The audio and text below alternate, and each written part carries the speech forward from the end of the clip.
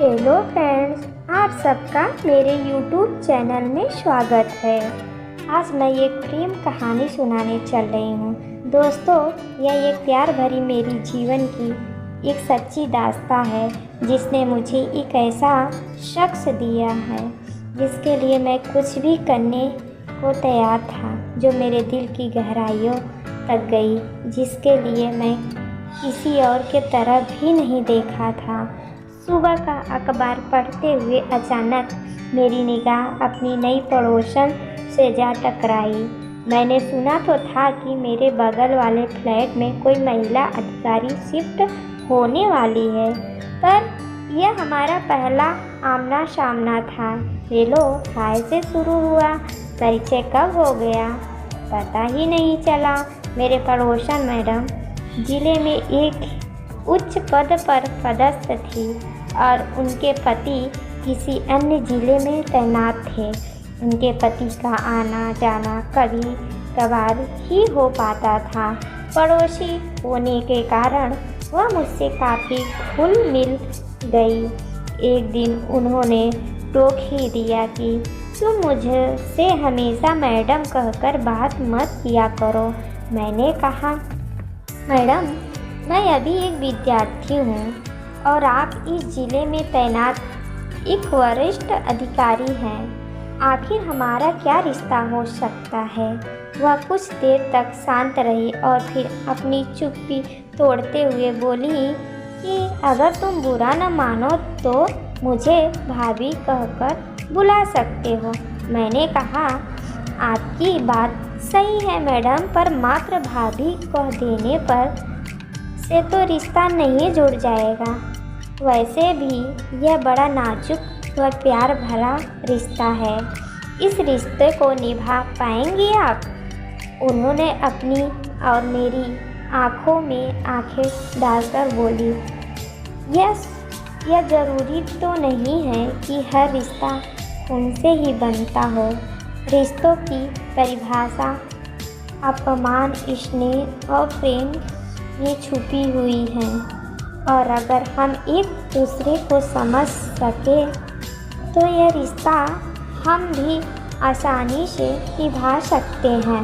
उन्होंने उस दिन के बाद से हम मुँह बोले देवर भाभी के रिश्ते में बच गए।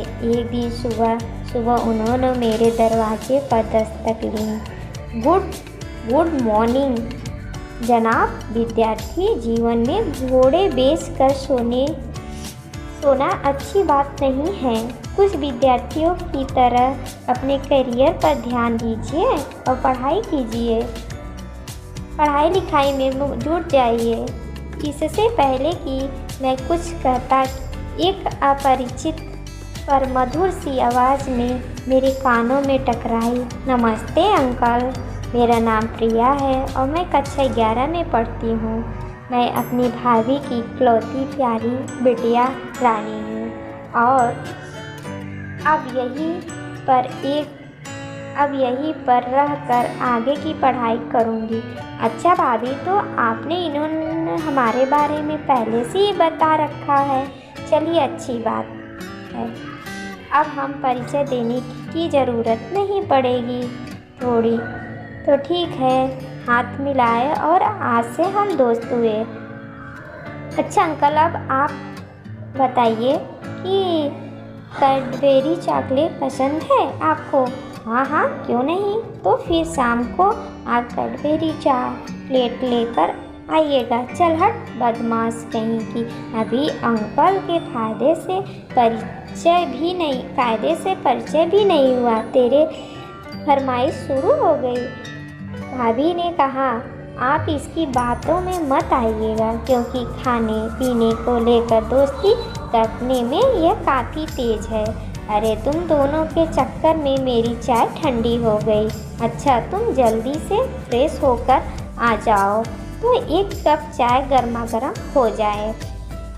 वक्त के साथ प्रिया मुझसे काफ़ी वह मेरे खाने पीने का ध्यान देने लगी। हिसाब किताब रखती थी। जब किसी भी काम में देर से आता तो प्रिया दरवाजे पर खड़ी होकर मेरा इंतज़ार करती रहती और जब तक मैं खाना न खा ले वह भी कुछ नहीं खाती। उसकी मम्मी भी खुश थी।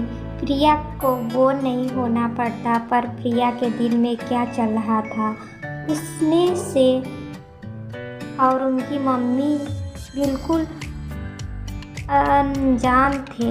वैसे कुछ सोचने का कोई कारण भी नहीं था। थैंक यू दोस्तों। प्लीज़ लाइक शेयर अगर आपकी इच्छा हो तो कर दीजिएगा और सब्सक्राइब।